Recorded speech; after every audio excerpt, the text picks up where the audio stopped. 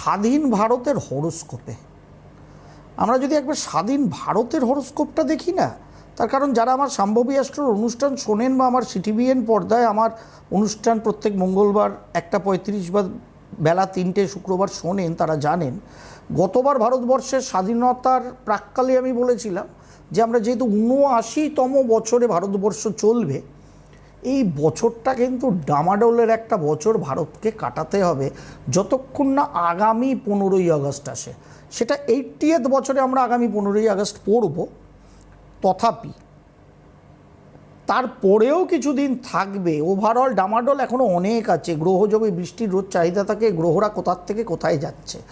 যখন বৃষ্টিকে সব গ্রহ এনে আমি এখানে বসিয়ে দেবো, তখন বৃষ্টি হাঁকফাঁক করবে। সেই পরিস্থিতি ক্রমাগত ঘনীভূত হচ্ছে, ক্রমাগত, এবং এটা দেওয়ালি অবধি প্রায় থাকবে। শুনে বৃষ্টির একটু দুঃখও লাগতে পারে, কারণ পুজো দেওয়ালিতে বেরোবে, ঘুরবে, আনন্দ করবে, কিন্তু পরিস্থিতি গ্রহ তো আমরা কেউ কন্ট্রোল করতে পারি না। আর আমার তো অত ক্যাপাসিটি নেই জামা প্যান্ট পরা, বড়জোর একটু ভালোবাসি পাঞ্জাবি পরতে, পাঞ্জাবি পরা জ্যোতিষী। আমার মা তারা মা কালীর এজেন্সিও নেই হাতে যে সবাইকে কন্ট্রোল করে দেবো নিজের জন্য বা আপনাদের জন্য। যাই হোক, ভারতবর্ষের কুণ্ডলিটাকে যদি আমরা দেখি না, বৃষলগ্ন এবং কর্কট রাশির কুণ্ডলী ভারতবর্ষের অদ্ভুত একটা ভারতবর্ষের কুণ্ডলীর মধ্যে আছে। সেটা হচ্ছে থার্ড হাউসে রবি, বুধ, শুক্র, শনি, চন্দ্র একত্রিত বসে আছে। শনি এবং রবির একত্রীকরণ, সঙ্গে শুক্র, বুধ এবং চন্দ্র নিজের ঘরে। বৃহস্পতি ষষ্ঠে বসে আছে আর শনি বসে আছে থার্ডে। অ্যাকচুয়ালি যারা জ্যোতিষ জানেন তারা নিশ্চয়ই খেয়াল করছেন, শনিদেব তুঙ্গি হয় কোন ঘরে? তুলা রাশির ঘরে। আর বৃহস্পতিদেব বর্তমানেই আছেন কোথায় তুঙ্গ অবস্থায়? কর্কট রাশির ঘরে। দেখুন, কর্কট রাশির ঘরে শনিদেব বসে আছেন আর তুলা রাশির ঘরে বৃহস্পতিদেব বসে আছেন। মানে শনির তুঙ্গ ক্ষেত্রে বৃহস্পতিদেব বসে আছেন আর বৃহস্পতিদেবের তুঙ্গ ক্ষেত্রে শনিদেব বসে আছে। এটা একটা উল্টো এফেক্টিভিটি এসে গেছে। তার কারণ শনি হচ্ছে ন্যায়াধীশ, আইন, আদালত, ন্যায়, নৈতিকতার কারক এবং জনগণের কারক। আর বৃহস্পতিদেব হচ্ছে প্রকৃত জ্ঞান, বিদ্যা, প্রাজ্ঞতা এবং সংস্কারের কারক। বৃহস্পতিদেব কর্কট রাশির ঘরে তুঙ্গ হন, সেখানে শনিদেব গেছেন। আর শনিদেব তুলা রাশির ঘরে তুঙ্গ হন, সেখানে বৃহস্পতিদেব গেছেন। যার ফলে এই যে রিভার্স অবস্থান হয়েছে শনি এবং বৃহস্পতির, এটার ফলে শনি জনগণ, কিন্তু তিনি ন্যায়, নৈতিকতা, বিচারালয়ের বিচারপতি, আলটিমেট জজ অব দ্য জোডিয়াক, বিচারক। সেই বিচারক বিচার দেবেন, কিন্তু বসে আছেন জলরাশিস্থ চন্দ্রের সাথে, সঙ্গে রবি যুক্ত হয়ে। চতুর্থ স্থানের মালিক রবি, যেটা আমাদের টোটাল দেশের পরিবেশকে দেখায়, জনগণকে দেখায়। তার সঙ্গে শনি ক্ল্যাশ করছেন বৃহস্পতিদেবের তুঙ্গক্ষেত্রে। অতএব কানেক্টিভিটি, সঠিক ন্যায় নৈতিকতা এবং সঠিক জাজমেন্ট না শনি দিচ্ছে না রবি দিচ্ছে। রবি মানেই কি রাজা, জনগণ, শনিও জনগণ। বুঝুন এবার জনগণের কাণ্ড কারখানা।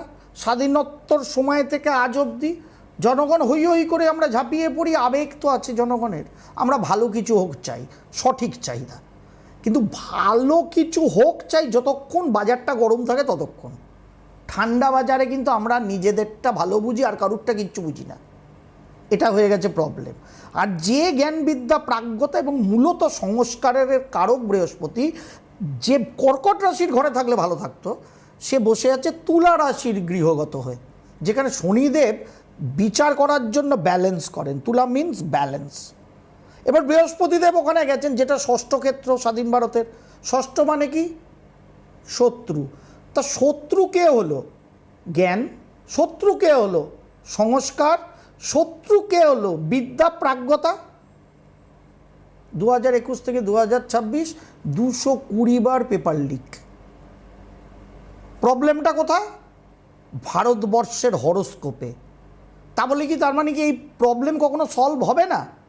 200% সলভ হবে 2027 সালের 16ই ফেব্রুয়ারির পর থেকে, মঙ্গলের আন্ডারে বৃহস্পতির দশা শুরু হওয়ার পর থেকে। কেন এর মধ্যে হবে না? উদ্যোগ হবে, মারামারি হবে, লাঠালাঠি হবে, যেরকম হচ্ছে। আরও লড়াই আন্দোলন তীব্র হতে পারে, কারণ সামনে পূর্ণিমা, তারপরে অমাবস্যা, দুখানা গ্রহণ আছে। ভারতবর্ষ থেকে দৃশ্য না, কিন্তু ইম্প্যাক্ট তো হবেই 20-25%। আরও গ্রহযোগ আছে, পরপর আসবো শাম্ভবী অ্যাস্ট্রো সিটিবিএনে। কেন বললাম সামনের বছর ফেব্রুয়ারি মাসের পর কিছু ম্যাসিভ চেঞ্জ ওভার, এই রুলস রেগুলেশন, শিক্ষাবিদ্যা, এক্সামিনেশন, এই পারপাস আসতে পারে। কারণ ভারতবর্ষের বর্তমান রানিং দশা মঙ্গলের আন্ডারে রাহুর, যেটা next year middle of the February অবধি চলবে। আর বর্তমানে মঙ্গল রাহু বুধের দশায় চলছে। বুধকে পঞ্চমাধিপতি আমার দেশের হরোস্কোপে, পঞ্চম মিন্স বিদ্যা, বুদ্ধি। বুধকে ছাত্র সমাজ হচ্ছে ক্যাচাল তাদের মধ্যে। মঙ্গলের সাথে বুধের অ্যান্টি, রাহুর সাথে বুধের অ্যান্টি, সব গ্রহ দশা অন্তর্দশা প্রন্তর্দশা চলছে, সকলের অ্যান্টি। এই প্রভাব কিছুটা কাট হবে অক্টোবর মাসের 10 তারিখের পর গিয়ে, মিনিমাম সেপ্টেম্বর মাসের 10 তারিখের পর। আমি ম্যাক্সিমাম বলছি অক্টোবর মাসের 10 তারিখ। করতে করতে যাবে নেক্সট ইয়ার যখন মঙ্গল রাহুর দশা শেষ হবে ভারতবর্ষে, মঙ্গলের আন্ডারে জুপিটারের দশা শুরু হবে। তখন থেকে অরিজিনাল রিফর্মস, সঠিক আইন, সেই রকম শাস্তিমূলক ব্যবস্থাপনা এবং সেটাকে রুল আউট করা সব শুরু হবে 2027 সালের ফেব্রুয়ারি মাসের মিডিলের পর থেকে। তার আগে এবার আপনি আরশোলার দলে না আপনি বেগুন স্প্রের দলে, আমি হাত জোর করে বলবো কারুর দলে থাকবেন না, সঠিক দেশ চালানোর দলে থাকুন। 220 পেরিয়ে যেন 221 বার পেপার লিক হয়েছে, এটা কোনো দিন আর কৌশিক কাশ্যপকে এই মঞ্চ থেকে বলতে না হয়। সেটার ব্যবস্থা সরকার, প্রশাসন এবং আমি আপনি সকলে মিলে গ্রহণ করি। সেটাই হবে এই শনি বৃহস্পতির অপোজিট ডাইরেকশনে আমার হরোস্কোপে জন্মকালীন বসে থাকা দেশের, তার প্রকৃত সমাধান। কারণ জ্যোতিষশাস্ত্রে আছে, এটা আছে মানে কি ওটাই ঘটবে? ওটাকে যাতে ব্লক করা যায় সেই অনুযায়ী কর্ম করতে হয়, ওই অনুযায়ী কর্ম করাটাই হচ্ছে রেমেডি। আর যদি জল যেদিকে চল সেদিকে গ্রহ বলছে তাই আমি করছি, তাহলে সারা জীবন এই পেপার লিকের পরিসংখ্যান বাড়তেই থাকবে। আর আমরা সব সংস্কারহীনতায় যেরকম ভুগি সেরকম ভুগবো। এর সঙ্গে কোনো শিক্ষা ও শিক্ষার কারণ